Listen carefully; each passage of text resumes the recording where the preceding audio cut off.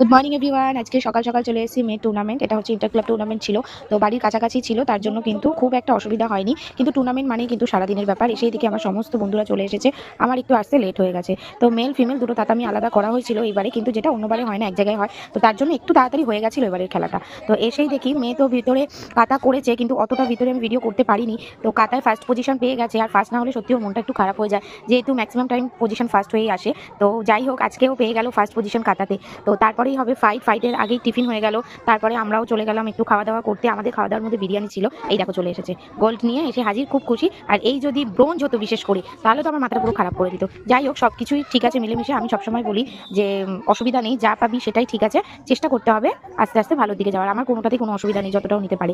আচ্ছা, এরপরে শুরু হয়ে গেল ফাইটে তো বেশ ভালোই খেলছে দেখলাম। তো এই রাউন্ডে ও জিতেছে, বাট সেকেন্ড রাউন্ডে কিন্তু ও জেতেনি। সেকেন্ড রাউন্ডে বন্ধুর সাথে পড়েছে, তো বন্ধু জিতেছে আর ও সেকেন্ড হয়ে গেছে। তো যাই হোক, ফার্স্ট রাউন্ডে কিন্তু জিতে গেছে, বেশ ভালো খেলেছে, খেলাটা ভালো লাগলো। মানে মারাটাই বেশ আসল কথা নয়, নিজেকে ব্লক করাটাও কিন্তু একটা মানে খেলার পার্ট আর কি। এরপরেই চলে আসছি ওনাদের খেলাধুলায়। অ্যাটলিস্ট আমাদের খেলাধুলা কমপ্লিট, আজকের মতো টুর্নামেন্ট এখানেই শেষ। আর দুটো মেডেল আর সার্টিফিকেটও পেয়ে গেল। তারপরে বন্ধুদের সাথে ফটোশ্যুট তো করতেই হবে।